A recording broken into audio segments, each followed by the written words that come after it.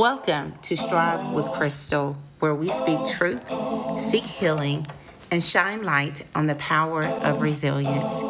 Let's break the silence around mental health together. I am your host, Crystal Mullen Johnson, a licensed therapist, a mentor, a leader, a friend, a mother, a sister, and most importantly, your number one supporter. We will have real, honest conversations to educate, empower, and help you build resilience as you strive toward a healthier you. Come along with me to see things crystal clear. Welcome to Striving for a Healthier You. This evening, I have a very special guest that I cannot wait to introduce to you. My son, Ethan Devon Johnson. Ethan is a student athlete at Ramsay High School where he excels in both football and track. He plays cornerback and has earned more than 20 NCAA Division scholarship offers before committing to Kennesaw State University to continue his football career. Congratulations, Ethan. I appreciate it. It's an honor and a blessing from God. I couldn't do it without Him. So I always give praise to the Most High. Awesome. Your father and I are very excited about the young gentleman that you have developed into. And I can't wait until we dive into our conversation to discuss resilience as a student athlete. And we want to talk about beyond the game, the mental health of student athletes. So we want athletes to understand what's important in terms of managing their mental health. And then I want you to tell your story because I do think it is really unique. And let's start with an introduction. Obviously, I introduced you as my son at Ramsay High School, but beyond that, help the audience understand who you are. And then I want you to talk about how your passion for football developed. So, like you said, my name is Ethan Johnson. I play cornerback. And I think things you know about me outside of the sport of football is I love cooking. I have an addiction to working out. That's my go-to right there. I love working out.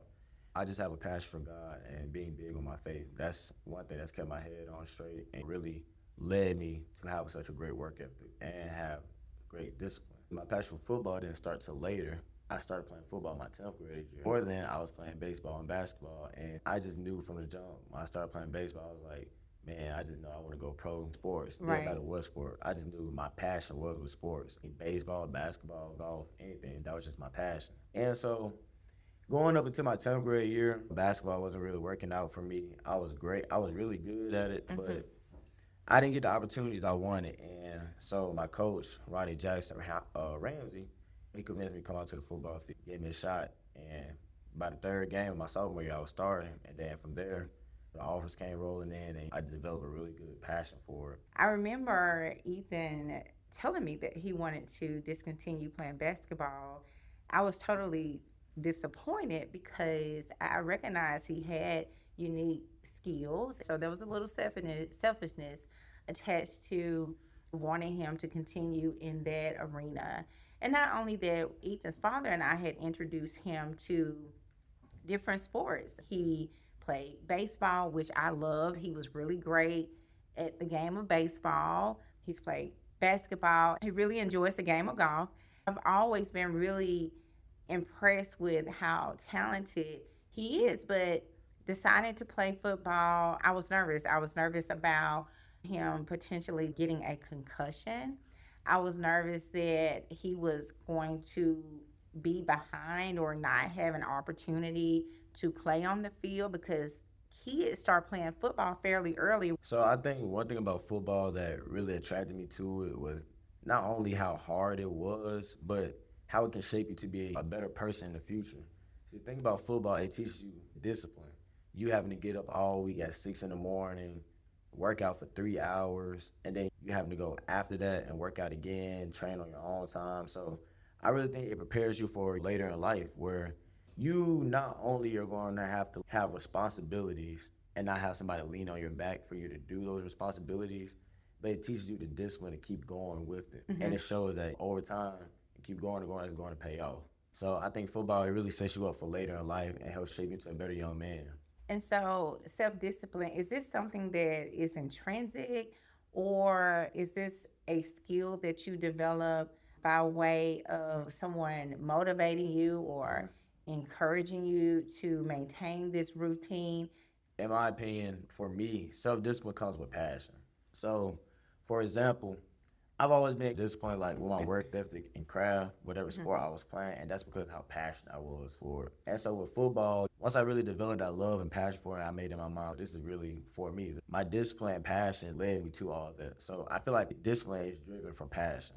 I definitely agree. And I am one that certainly believe in passion work, like purpose driven work, being passionate about doing what you do. When you're passionate, you have a natural love and a Right. yearning to pursue your goals or to improve all the things that you are aiming to accomplish. So, discipline beyond the football field. Let's talk about discipline on a daily basis, because not only are you an athlete, you have to be focused academically, Right. you have to be disciplined in terms of understanding the balance, engaging with your friends and family. I'm gonna key on the student part right quick.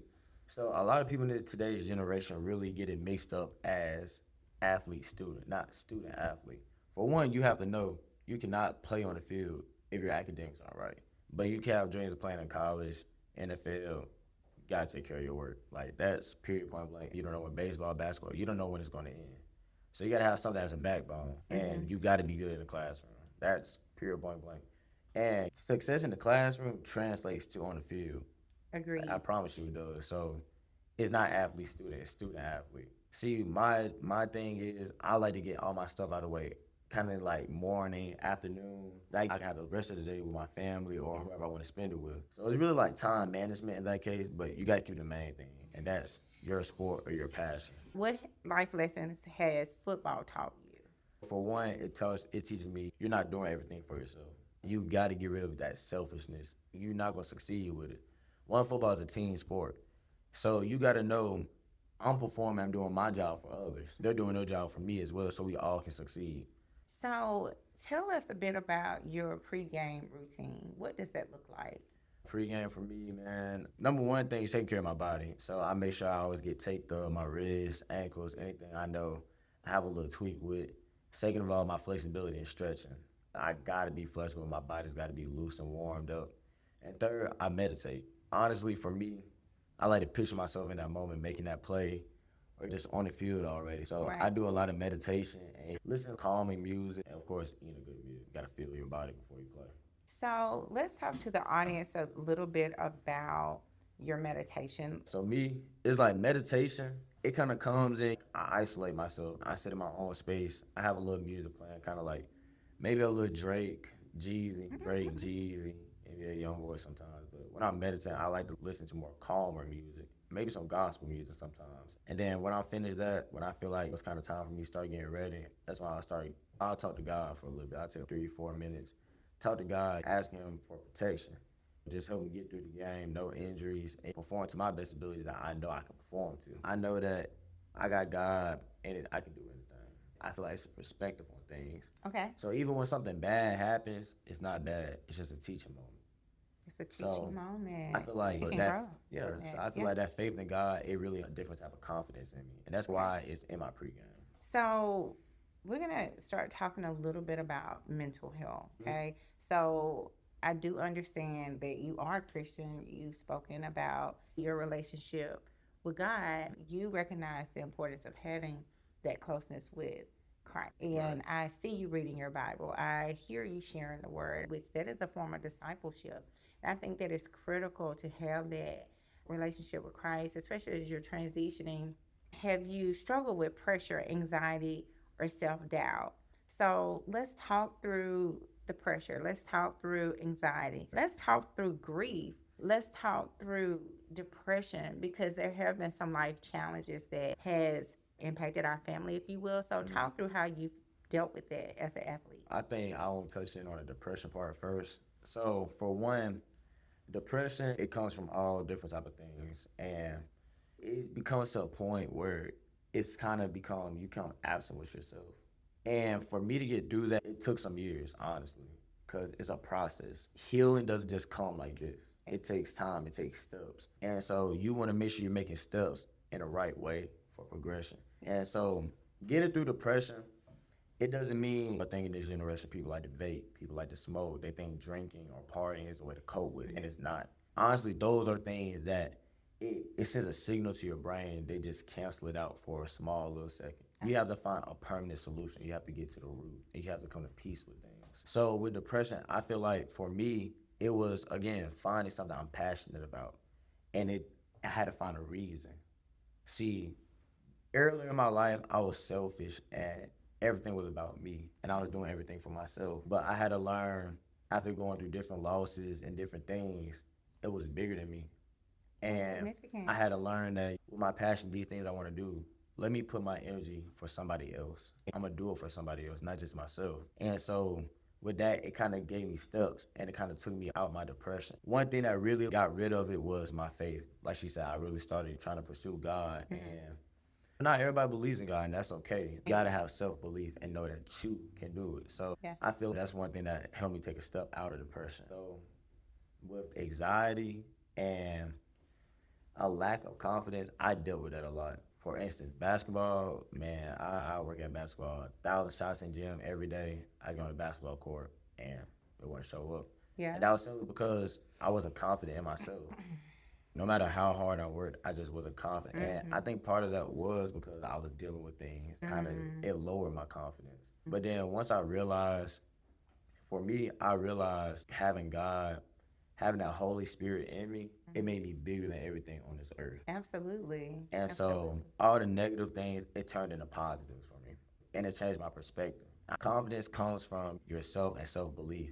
And so you got to know when something bad happens, and like I said earlier, it's not really bad. It's always a teaching or something to learn from. You got to change your perspective on things. So, Ethan talked about depression, and depression can be very difficult to detect in children, adolescents, and parents. You have to understand your child's routine. You have to ask questions. I always ask Ethan questions, but although I did, sometimes he may have been reluctant to share those things with me, which is why he did have a therapist, but we'll talk a little bit about that.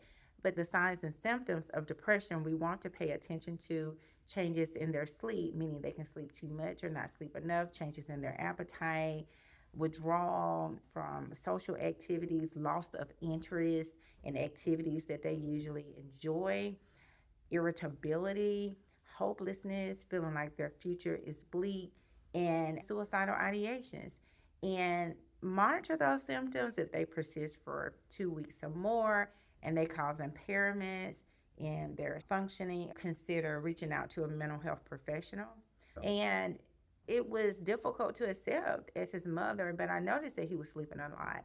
I noticed that he was emotional, like having crying spells, and he told me that he wasn't okay. And so that's when I decided to pursue looking for a therapist for Ethan. So, do you want to talk a little bit about your experience in therapy? Yeah, my experience in therapy, and it really wasn't long, but for 2 months I did it. It gives you an outlet, somebody to talk to and reach out to. Sometimes you don't feel comfortable talking to your parents or just people around you, so it gives you somebody new who can probably appeal to you or relate to you that you can really touch base. But it is extremely helpful.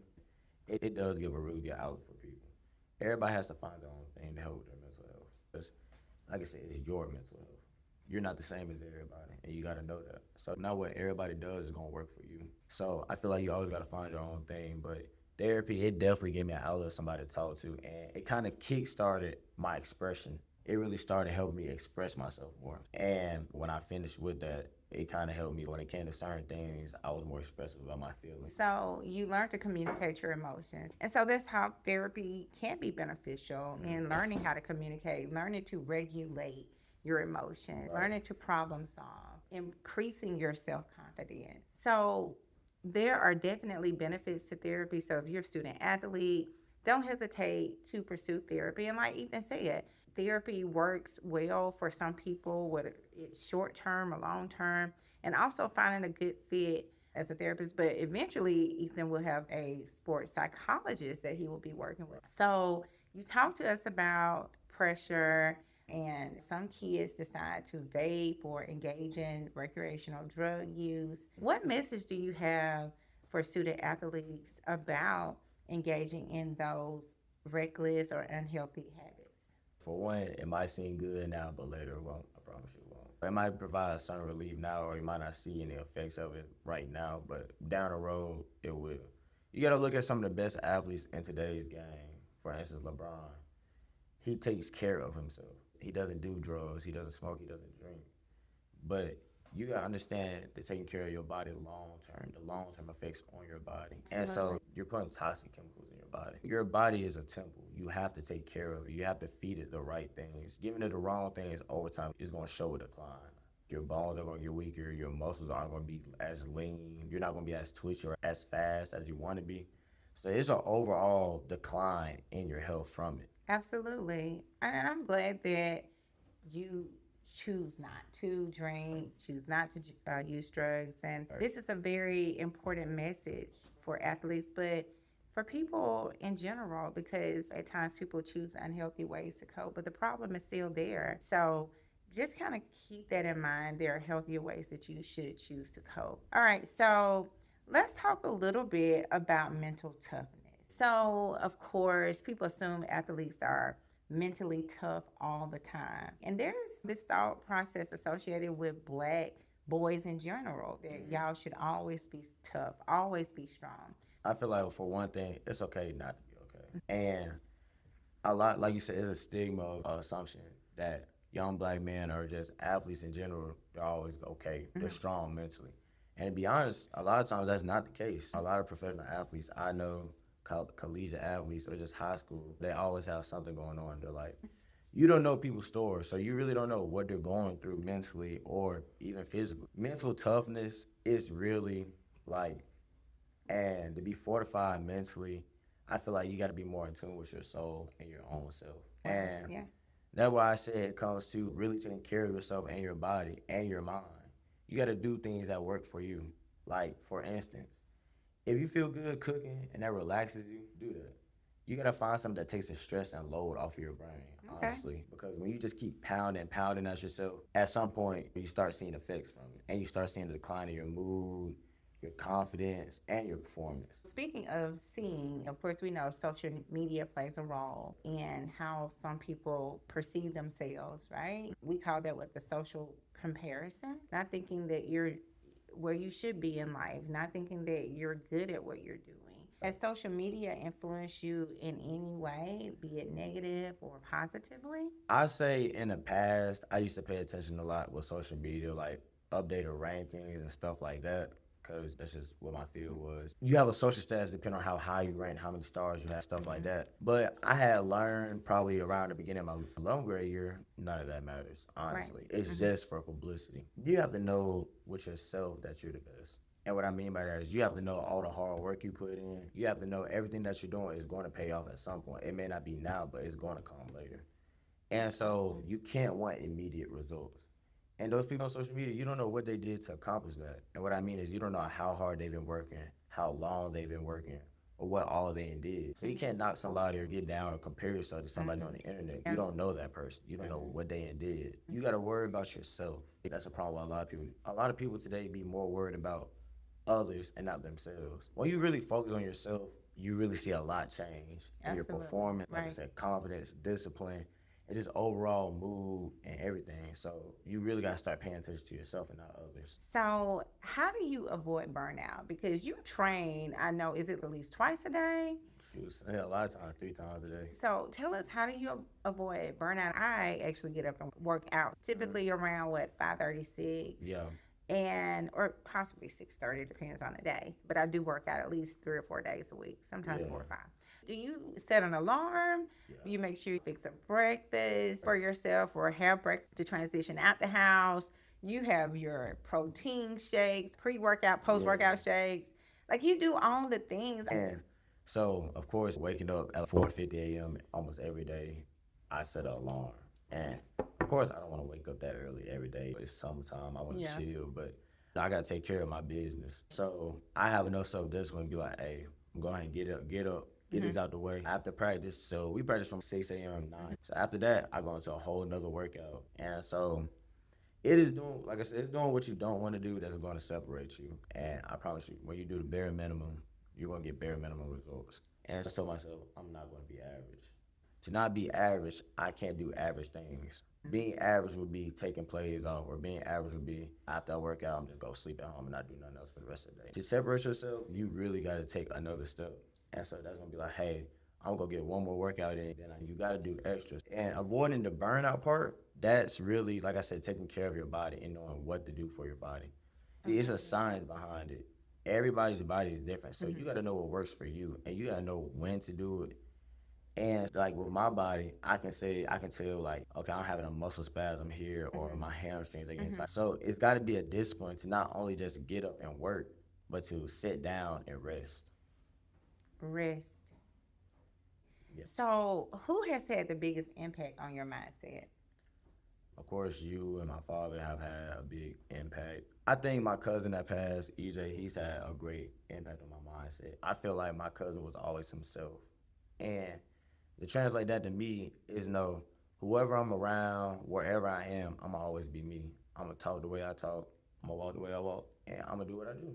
And I'm not gonna change for other people, because one, those people are not gonna change for me. The only person I wanna impress is myself, my parents, and God. So that's the main thing for me. After we lost EJ by suicide, it definitely impacted our family significantly. And I know you typically write EJ's name on your shoes. I write it like the side of my shoes, him and my grandma. The late Yvonne Johnson and late EJ, Edward Mullen Jr., we love them, still love them so much, but they're with us. And so Ethan has navigated grief, and we've been able to have open conversations and dialogue about that as a family. And I think my grandma, I gotta mention Yvonne. She really built my character, because for a little bit I stayed with my grandma. And so staying with her, she taught me a lot of different things. And one was not to back down for people. When things get hard, you gotta persist and go through it. Yeah. You gotta face it. You can't run away or walk away from it. It's gonna be there right when you try to come back. Ethan did have an opportunity to spend a lot of time with his grandmother, and Ethan has really been able to manage a lot of life situations. His father and I divorced, and we have been co-parenting, and the story can be very different when parents choose to co-parent and have a village of people that love and support them, grandparents, significant others, family members, just where it's like the village really matters. What advice would you give to children that have parents that divorce and separate? How would you encourage them to be resilient, because you have been able to navigate life as a teen? For one, I think you can't blame yourself. And I feel like that's something a lot of kids do in divorced homes. A lot of kids, they want their parents to be together. So they'll end up blaming themselves and thinking they're the problem why they separate. And you can't do that. You got to know whatever's grown folks' business, that's their business. And whatever the reason is, you don't got to know why. Just come to peace with it. And you got to know at the end of the day, God has a plan for you. It's all going to be for the better. Because it's all can be benefits of having split parents. And sometimes there can be negatives. But you have to face them negatives and turn them into positives. So I feel like just don't blame yourself for it, and really just have a different outlook on it. And I can appreciate you being a kid and not trying to involve yourself in decisions that adults made. And we both love you through and deep and hard and big. So we're going to wrap up this interview, and we have some fun questions at the end so we can learn more about Ethan. What advice would you give to student athletes or young athletes who are struggling but afraid to ask for help? And that's counseling or a mentor or someone to talk to them when they're having difficulties. My main thing would be, don't wait till it's too late. Don't wait till you're at your breaking point to try and get help or try to find somebody to talk to.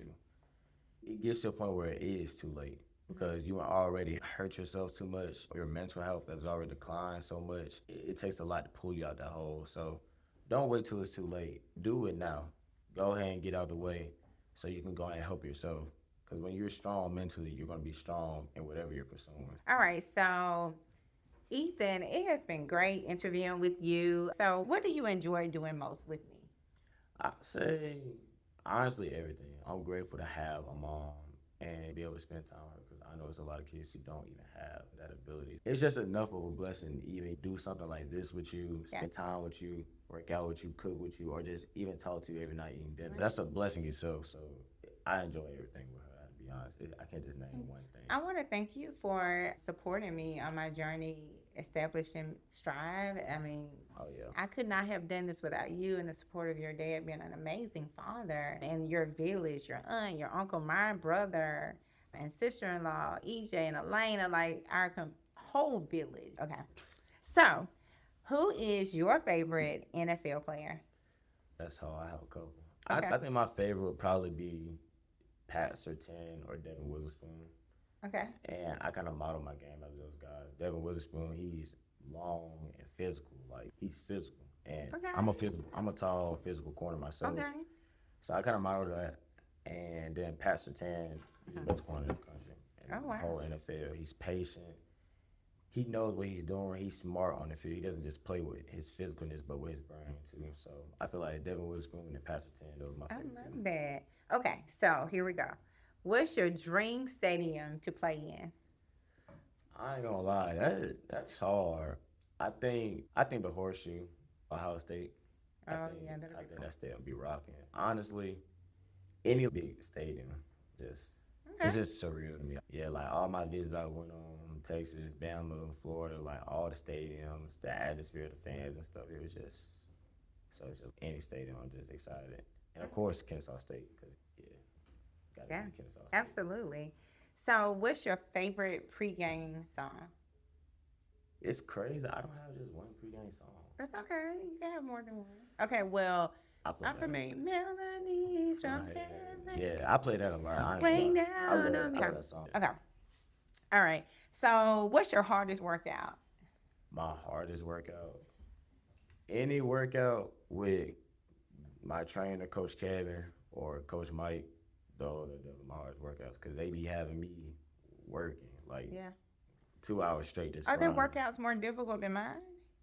I, I'm sorry, but I got to give it to them. I ain't gonna lie, man. They be working me all day, you know, I think I'm a personal trainer, low key. She Okay. getting though. Oh yeah. Favorite meal after a game? What would that be? You know I gotta go to the Waffle House. Really? That's your favorite? Yeah, after a game, like late at night, I'm driving back at like 12 in the morning. So, one word that describes your journey. One word. I try. Why? Because it's different places I had to, it's different things I had to get through and overcome. It's like a trial, like a gauntlet. You had to just keep going through different things. And the further along you get, the more stronger you get and more accomplishments you have. What are you most grateful for? Everything. I just can't say one thing. Yeah. Everything is a blessing. Yeah. Because, like I said, you gotta look at how many people don't have the opportunity I have or have the things I have. So I'm super grateful for just everything in my life. One word that describes your dad. uh, that's hard to describe like that one word. Funny. Okay. He's hilarious. And one word to describe your mother, your mom. It's hard to describe you with one word too. Funny, resilient. It's hard to describe you with one word too. I love It's that. hard to describe people you know for your whole life. But I must say, your peas are popping. So you are passionate, persistent, and you know your purpose. But there you go. Okay, Yeah. okay. So I like that. and so I am very grateful for you. I'm so excited to see what's ahead. So any words of wisdom you want to leave our audience with? Always be yourself. Don't ever try to fit in for other people because at the end of the day, those people could care less about you. Always try to appease yourself. And it's always about being yourself and being in tune with your soul. So take care of yourself, take care of your mind, take care of your body. So that's the best thing I can tell you. Always be yourself, man. Wow. Thank you, Ethan. Today's conversation reminds us behind every athlete is a person with dreams, challenges, emotions, and a story that deserves to be heard. Mental toughness isn't pretending everything is okay. It's about speaking out when you're not okay. Facts. Yes. So it's okay to ask for help. So, Ethan, thank you again for sharing your heart, your story, being open about your mental health challenges. yeah. And thank you all for tuning in, for listening to Striving for a Healthier You. where we make everything crystal. Clear. If today's episode encouraged you, share it with a student athlete, coach, parent, or someone who needs this reminder. Your mental health matters, right? Facts. Got it. Just as much as your what? Physical Physical. health. Yes. So until next time, keep striving for a what? Healthier Healthier you. You know it.